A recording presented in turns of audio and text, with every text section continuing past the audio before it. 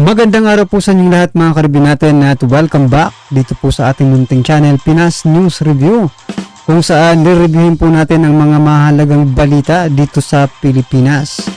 Mga simpleng komento sa mga issue dito sa Pinas at eto nga mga karibin natin, matapos gamitin noong eleksyon, PBBM dinidman na rin si VP Sara. Nangisnab, pangiisnab yan Pangi-snub ni PBBM sa poll sa camera. Yan mga kababayan ang ating alamin at bibigyan ng komento mula po rito kay Showbiz Fanatics. Yan. Nasa description po ang full video link ng balitang ito. Subscribe na po kayo kay Showbiz Fanatics mga kababayan. At kung bago ka pa lang at di pa po nakapag-subscribe sa ating munting channel, please don't forget to subscribe. At i-click na rin po ang bell notification para updated ka po sa lahat ng ina-uploads nating reaction video. At ito na nga mga kababayan, sama-sama at sabay-sabay po natin pakinggan, panoorin at bigyan ng reaksyon. Komento ang video ito. Ito na po. Matapos deadmahin ni President Marcos si VP Sara, netizens na dismaya na lalo kay PBBM.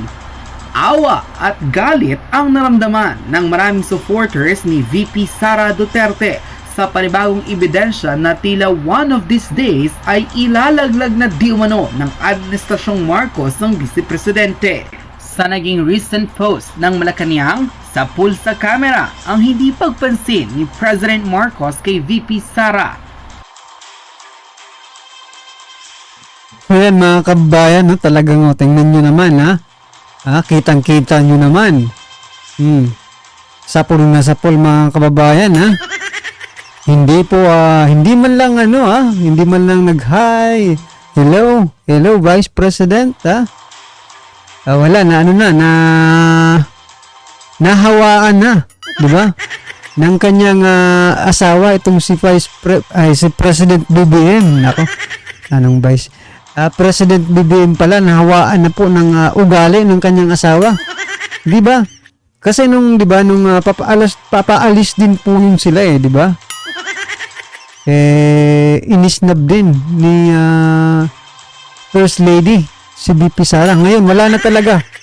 Kung ako kay VP Sara, hindi na ako aatin sa mga ganyan mga kababayan. Hindi na po. Ginagawa nilang katatawanan, gusto nilang ipahiya ganun pong lumalabas mga kababayan. Gusto nilang ipahiya si VP Sara sa maraming tao kasi maraming makakakita diyan Pero ito lang mga kababayan ang masasabi natin diyan Sino po ba ang mas napahiya? Diba? Sa ginawa nilang yan kay VP Sara? Si Vice President Sara Duterte ba? O sila mismo ang napahiya sa ginawa nila? Diba? Para sa akin po, mas nakakahiya po yan para sa part nila. Diba? Kasi tinuringan kang ama ng bansa, presidente ng Pilipinas, pero ganyan pala ang ipapakita mo sa taong bayan. Diba? Hindi po ganyan ang mga Pilipino, mga ka-review hindi po ugali ng Pilipino ang ganyan. Kasi ang Pilipino po ay kilalang kilala bilang hospitable na person in the whole world yan mga kababayan. Kilala po tayo sa pagiging ano bang hospitable sa Tagalog Basta kilala po tayo sa pagiging maalaga, ganyan, diba? Basta in a good manners, diba? Pag may pumupunta nga sa bahay natin, diba? Pag may pumupunta sa bahay natin, kahit wala tayong ulam, diba? Wala tayong pambili ng ulam, mangungutang lang tayo para makapagbigay ng magandang serbisyo. Diba? Magandang ipapakita mo sa kanila yung magandang ugali, diba? Pero dito, anong maganda ang ipinakita nila? Kayo na po ang humusga mga kababayan. Baka sabihin nyo naman sinisiraan na naman si PBBM Hindi po sa sinisiraan mga ka-review. Ang ano lang natin dito ay ikaw po ay ama ng Pilipinas, no? Ikaw dapat ang modelo, no, ng kabataan natin. Pero kapag ganyan po ang pinakita nyo, Baka sabihin po ng lahat ng mga magulang, huwag mo nang gayahin yan. Hindi naman yan hindi naman yan kaaya-aya, di ba? Noong una ay halos hindi paniwalaan ng maraming netizens ang nasabing video. Ngunit nang kanilang balik-balikan ang video clip, nakumpirma nila na talaga palang iniwasan ni PBBM si VP Sara. Sa ringit sentimiento ng ilang Pilipino, tila kapag raw tapos ng pakinabangan ng mga Marcos si VP Sara, kung Correct. ano-ano na lamang raw talaga ang gagawin Tama ng po yan. pambabastos rito. Matatandaang nung una ay tila paninira raw ang ibinabato sa kanya ni Speaker Martin Romualdez. Pagpapatama naman ang tila naging banat ni Congressman Sandro kay VP Sara. Gayun din ang kanyang ina na si First Lady Liza na magpakilang beses iniwasan si VP Sara at ngayon naman raw ay si PBBM ang kitang-kitang Sumasayaw pa siya, no? si Presidente. Nakakaawa raw talaga sa parte ng mga Duterte na noong una ay sa abot ng kanilang makakaya, tinulungan nilang manalo si President Marcos noong 2022 election via landslide victory. Ngunit tila ngayon ay hindi raw nila lubos akalain na hahantong na sa ganito. Pang dededma sa Vice Presidente na maaaring naging malaking Sino po ba itong lalaking ito, mga kababayan?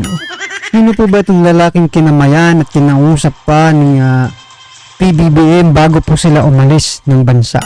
Diba? Sino ba yan? Mas mataas pa ba yan kay VP Sara?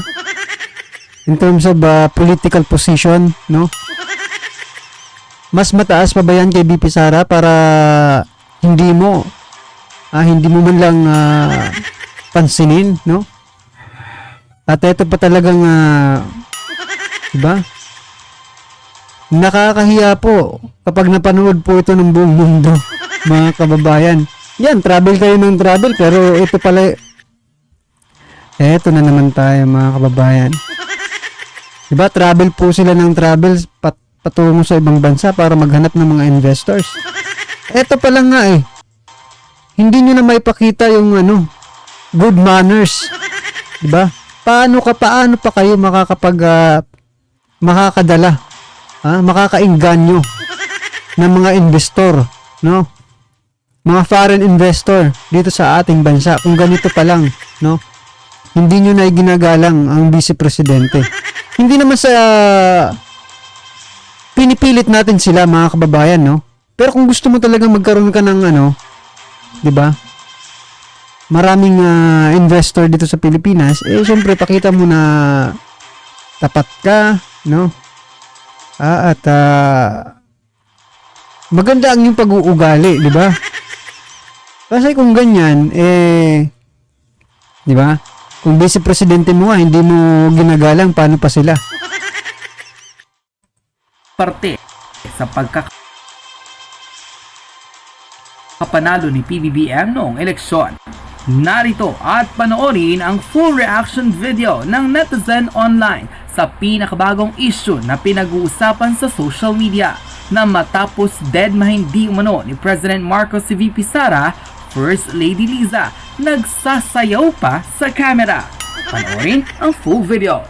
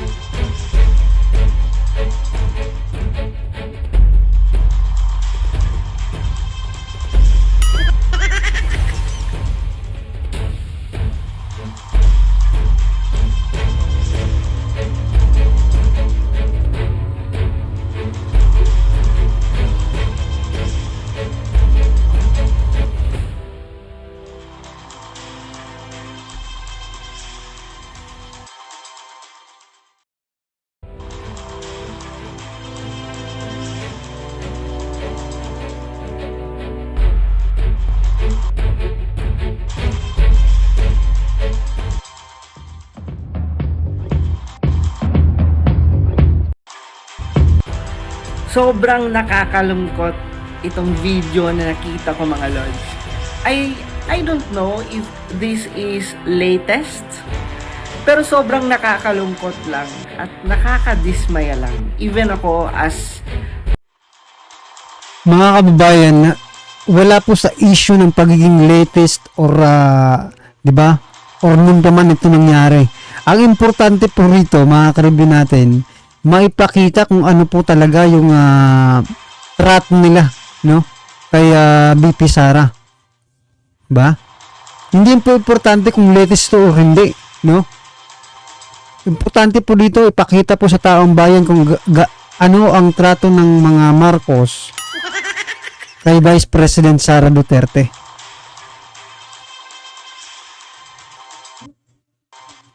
as supporter ni VP Inday Sara and supporter ni President BBM nung eleksyon, ako ay nalulungkot sa nakita ko. Panoorin natin.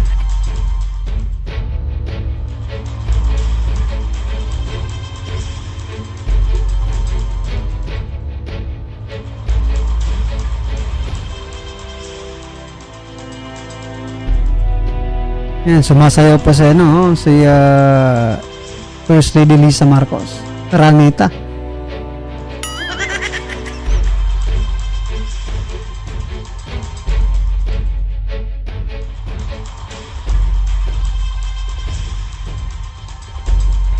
Hindi man lang pinansin, kinawayan, or binati man lang si VP Inday Sara. At basta-basta lang si Ang President lupit nga BBM na umakyat. Sobrang nakakalungkot, mga lords. Kasi sa totoo lang, ako ay naaawa talaga kay VP Inday Sara.